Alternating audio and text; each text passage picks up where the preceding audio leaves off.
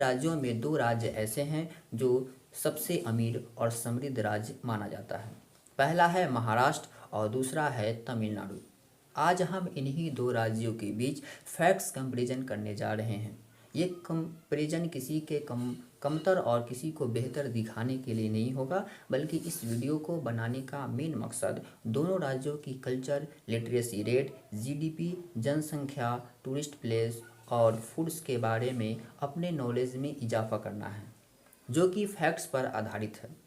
दोस्तों, आगे बढ़े इससे पहले आपसे अनुरोध है कि हमारे चैनल को सब्सक्राइब ज़रूर करें, साथ ही बेल आइकन भी दबा दें ताकि आपको नए वीडियो का रोज़ नए नोटिफिकेशन मिलता रहे।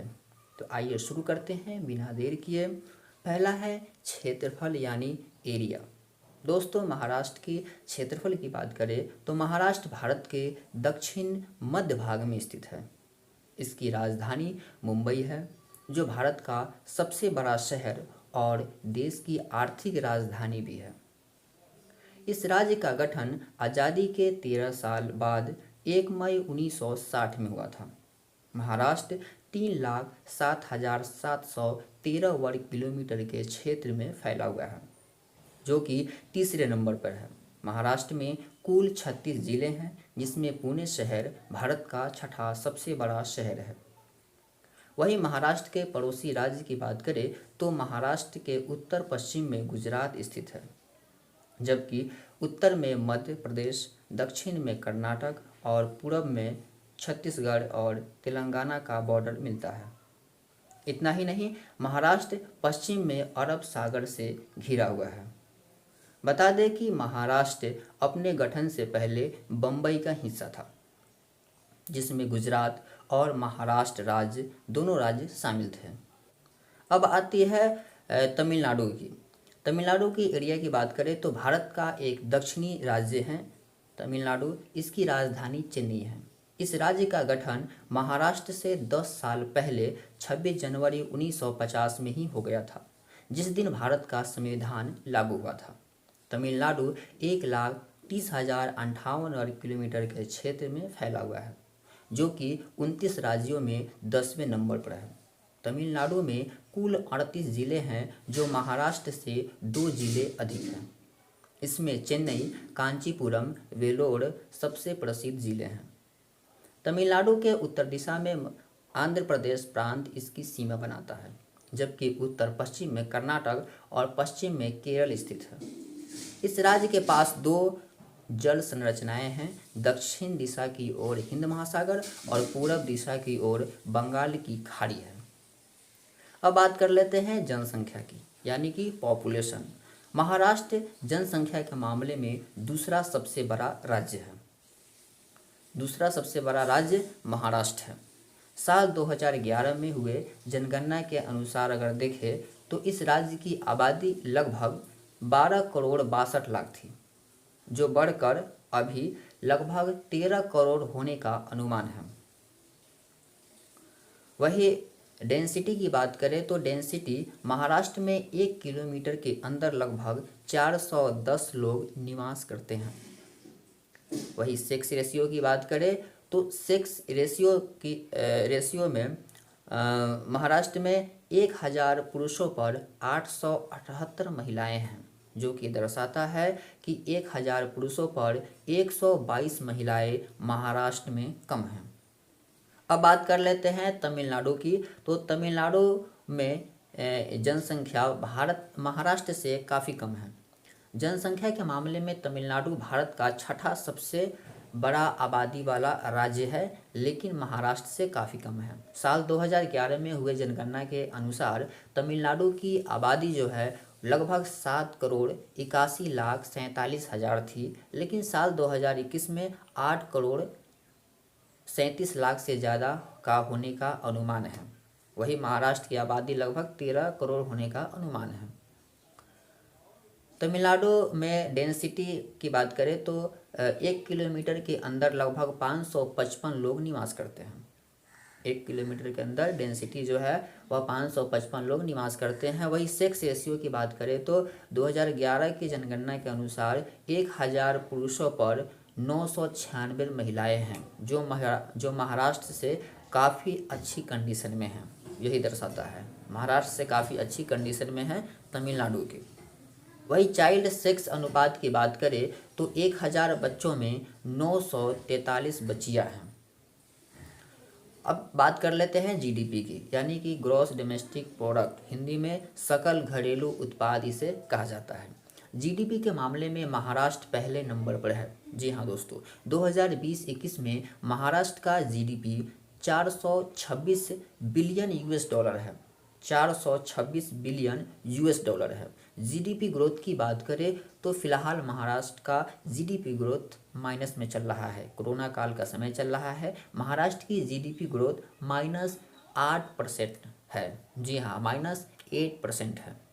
वही महाराष्ट्र का प्रति व्यक्ति औसत सकल घरेलू आय की बात करें, यानी जीडीपी की बात करें, तो 2,19,802 रुपये है। महाराष्ट्र का प्रति व्यक्ति आय जो है 2,19,802 रुपये है।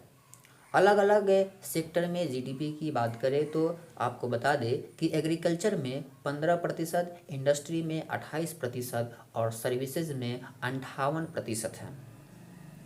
अब बात कर लेते हैं तमिलनाडु की जीडीपी की। जीडीपी के मामले में तमिलनाडु महाराष्ट्र के बाद दूसरे नंबर पर आता है। महाराष्ट्र के बाद दूसरा नंबर तमिलनाडु का आता है जीडीपी के मामले में। 2020-21 में तमिलनाडु की जीडीपी 300 बिलियन यूएस डॉलर है, जो कि महाराष्ट्र से 126 बिलियन डॉलर कम है। जी हाँ दोस्तों, महाराष्ट्र से 126 बिलियन डॉलर का जीडीपी में अंतर है। तमिलनाडु का प्रति व्यक्ति औसत सकल घरेलू उत्पाद यानी कि जीडीपी की बात करें औसतन तो 2,76,815 रुपये प्रति व्यक्ति का आय है। अलग अलग सेक्टर के बारे में अगर जीडीपी की बात करें तो एग्रीकल्चर में 13%, इंडस्ट्री में 34% और सर्विसेज में 53% है। नेक्स्ट है लिटरेसी रेट यानी कि साक्षरता दर। महाराष्ट्र साक्षरता दर के मामले में 12वें नंबर पर है। जी हाँ दोस्तों, महाराष्ट्र साक्षरता दर के मामले में 12वें नंबर पर है। जीडीपी भले ही अधिक है, साक्षरता दर में 12वें नंबर पर आता है। 2011 के जनगणना के अनुसार महाराष्ट्र का साक्षरता दर 82.34% है, जिसमें पुरुषों की साक्षरता दर 89.82% है, जबकि महिलाओं की साक्षरता दर 75.48% है। वही तमिलनाडु की बात करें तो तमिलनाडु की साक्षरता दर महाराष्ट्र से 2 कदम नीचे, यानी कि वो 14वें नंबर पर है। जी हाँ, ये नंबर सभी राज्यों और केंद्र शासित प्रदेशों के लिटरेसी रेट के आधार पर बताया गया है। 2011 के जनगणना के अनुसार तमिलनाडु का साक्षरता दर 80.33% है। महाराष्ट्र का 82 दशमलव समथिंग था और इसका है 80.33%, जिसमें पुरुषों की साक्षरता दर 86.81% है, जबकि महिलाओं की साक्षरता दर 73.86% है। अब बात कर लेते हैं धर्म यानी कि रिलीजन की। महाराष्ट्र में सभी धर्मों के लोग रहते हैं, उनकी संख्या अलग अलग है। जैसे हिंदू की 69.83%, इस्लाम की 11.54%, बौद्ध धर्म की 5.81%, जैन धर्म 1.25%, ईसाई धर्म 0.96%, सिख धर्म 0.2% और अन्य हैं 0.16%। तो ये था महाराष्ट्र की। अब है तमिलनाडु की बात करें तो तमिलनाडु में भी सभी धर्मों के लोग रहते हैं। उनकी संख्या जो है हिंदू 87.58%, इस्लाम 5.86%, ईसाई 6.12% और अन्य 0.43%। अब बात कर लेते हैं फेस्टिवल की यानी कि त्योहारों की। तो महाराष्ट्र में गणपति बप्पा बड़े धूमधाम से मनाया जाता है। महाराष्ट्र में गणेश चतुर्थी यानी गणपति बप्पा सबसे महत्वपूर्ण त्यौहार माना जाता है। गणेश चतुर्थी के दिन भगवान गणेश की पूजा की जाती है। यह त्यौहार 10 दिनों तक मनाया जाता है। नेक्स्ट है पोलो महोत्सव। यह किसानों का त्यौहार है। इसे फसल उत्सव के रूप में भी मनाया जाता है, जो पूरे महाराष्ट्र में विशेषकर ग्रामीण क्षेत्रों में मनाया जाता है। नेक्स्ट है नाग पंचमी। जी हाँ दोस्तों, ये लगभग सभी जगह मनाया जाता है, लेकिन वहाँ पर यह उत्सव नाग देवता के सम्मान में मनाया जाता है, जिसमें दूध चढ़ाया जाता है। अगला है नराली पूर्णिमा। हिंदू कैलेंडर के अनुसार श्रावण महीने की पूर्णिमा के दिन नराली पूर्णिमा को मनाया जाता है। बता दें कि यह त्यौहार मछली पकड़ने के सीजन में नए मौसम के आगमन और सागर भगवान को आकर्षित यानी खुश करने के लिए मनाया जाता है, नराली पूर्णिमा। वही अब बात कर लेते हैं तमिलनाडु की। तो तमिलनाडु की भूमि को त्योहारों की भूमि कहा जाता है। तमिलनाडु के त्यौहार राज्य की संस्कृति, परंपराओं और रीति रिवाजों से अवगत कराते हैं। तमिलनाडु के प्रमुख त्यौहार में कुछ खेती से संबंधित भी है, जो कि फसलों के बुआई और कटाई के अवसर पर मनाए जाते हैं। तो अब बात कर लेते हैं त्योहारों की तमिलनाडु की। इसमें है तमिलनाडु का प्रमुख त्यौहार जो है वह है पोंगल। वहाँ के लोगों द्वारा बहुत ही खूबसूरत तरीके से मनाया जाता है पोंगल। पोंगल फेस्टिवल 4 दिनों तक मनाया जाता है, जो हर वर्ष 13 जनवरी से 16 जनवरी तक मनाया जाता है। इसमें कृषि और ऊर्जा के लिए सूर्य देव की पूजा की जाती है।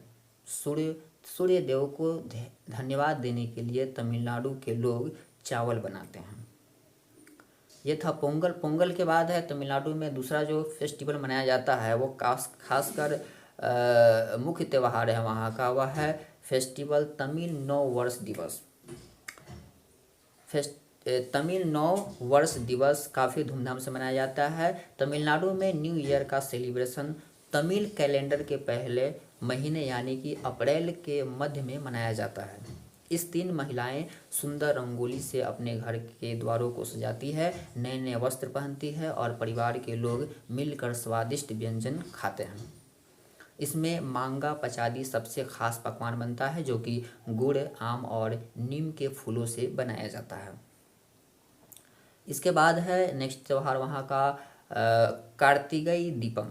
जी हाँ दोस्तों, ये भी काफ़ी फेमस वहाँ का त्यौहार है। इस त्यौहार में दीप जलाकर जीवन में बुराइयों को दूर करने और खुद को प्रकाशित करने के लिए मनाया जाता है कार्तिकेय दीपम। इस त्यौहार का आयोजन नवंबर से दिसंबर महीने के मध्य में चंद्रमा को नक्षत्र कार्तिकेय के साथ जोड़ने के लिए किया जाता है। अब बात कर लेते हैं पर्यटन स्थलों की। जी हाँ दोस्तों, महाराष्ट्र में कई पर्यटन स्थलों जैसे प्राचीन किलों, महलों, गुफाओं, मंदिरों और प्राकृतिक स्थानों के लिए दुनिया भर में मशहूर है। महाराष्ट्र की राजधानी और देश की आर्थिक राजधानी मुंबई में कई ऐसे पर्यटन स्थल हैं, जैसे गेटवे ऑफ इंडिया, इसके सामने ताज होटल एक प्रसिद्ध लैंडमार्क हैं, जहाँ पर पाकिस्तानियों ने हमला किया था और 4 दिनों तक वो जलता रहा था। आप चाहें तो एक दिन में दोनों स्थलों का दर्शन कर सकते हैं। उसके बाद है बॉलीवुड के अधिकांश सितारों का जो घर है वह बांद्रा में स्थित है, मुंबई में स्थित है। आप चाहें तो सभी सितारों का घर देख सकते हैं, उनसे मिलना चाहते हैं तो अपॉइंटमेंट के साथ आप मिल सकते हैं। उसके बाद आप देखने वाली बात है मरीन ड्राइव। यहाँ आप समुंदर के किनारे बीच पर बैठ सकते हैं, आराम कर सकते हैं और समुद्र में उठ रही लहरों को, हिलकोरों को देख सकते हैं। उनका नज़ारा आप अच्छे से देख सकते हैं, एंजॉय कर सकते हैं। उसके बाद है अजंता और एलोरा की गुफाएं। दोस्तों, गुफाएं महाराष्ट्र में सबसे ज़्यादा घूमे जाने वाले पर्यटन स्थल है अजंता और एलोरा की गुफाएं। यह स्थल औरंगाबाद शहर के पास स्थित है। नेक्स्ट है शिरडी। इसको कौन नहीं जानता दोस्तों, भारत के महान संत साईं बाबा का यहाँ घर है शिरडी में। यहाँ पर उनके कई मंदिर और उनसे जुड़े हुए ऐतिहासिक स्थल देखने को मिल जाएंगे।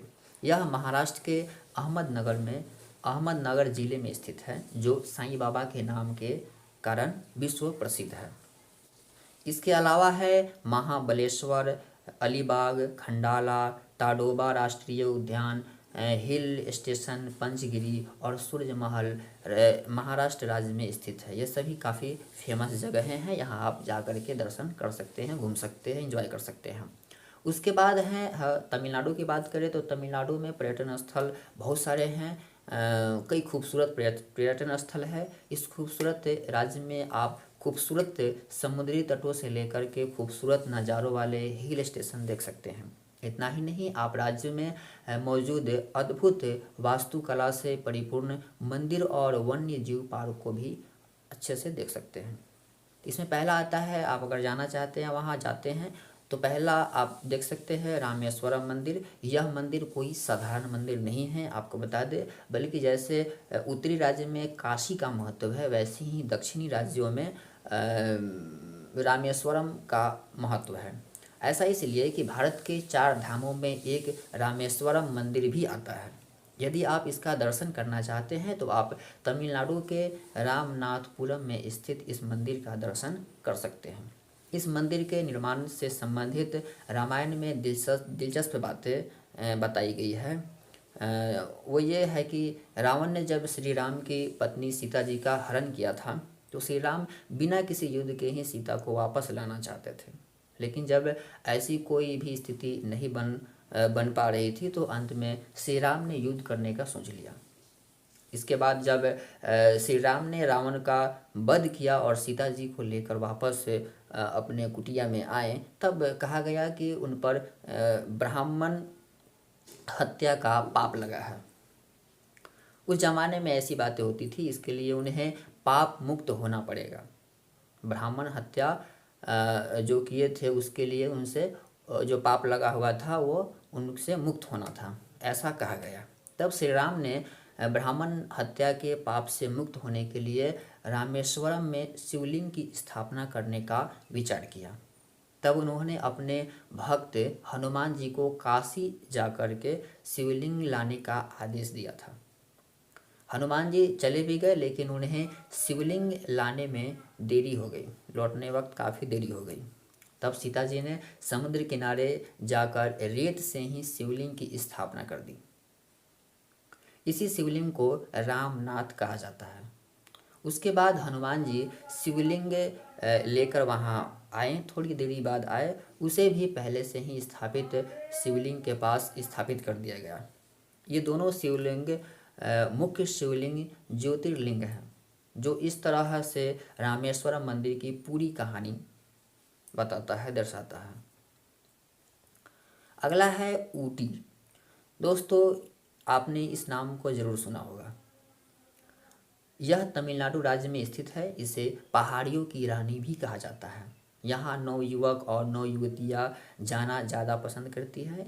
यह पर्वत प्रेमियों के लिए अच्छी जगह है, खासकर हनीमून के लिए बहुत ही सुंदर लोकप्रिय जगह है।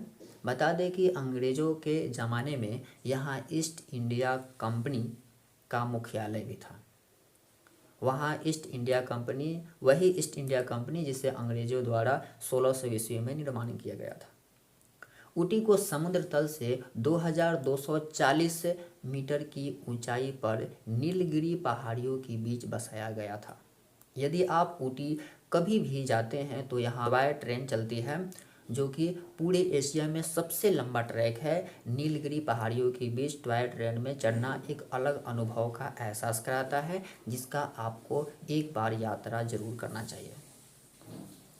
इन सब के अलावा तमिलनाडु में और भी बहुत खूबसूरत पर्यटन स्थल है, जैसे कांचीपुरम, जो अभी सुंदर कांचीपुरम साड़ियों के लिए प्रसिद्ध है। यह शहर प्रसिद्ध कामाक्षी मंदिर का घर है, जो भगवान शिव की पत्नी है। इसके अलावा दर्शनीय स्थल की बात करें तो कन्याकुमारी है, जो कि तमिलनाडु राज्य में स्थित है। यह मंदिर देवी भागवती को समर्पित है। देवी भागवती को समर्पित है। इसका इतिहास जो है वह 3000 साल पुराना है। इसके अलावा महाबलीपुरम मंदिर देखने लायक स्थल की बात करें तो यरकौड हिल स्टेशन और कुंभकोणम शहर शामिल हैं। ये सब आप देख सकते हैं। तो अब बात करते हैं भाषाएं के बारे में, लैंग्वेज के बारे में। तो महाराष्ट्र में मराठी बोली जाती है, ये सभी जानते हैं। जो कि वहाँ की राजभाषा है। इसके अलावा महाराष्ट्र में हिंदी और इंग्लिश भाषा भी कई जगहों पर बोली जाती है।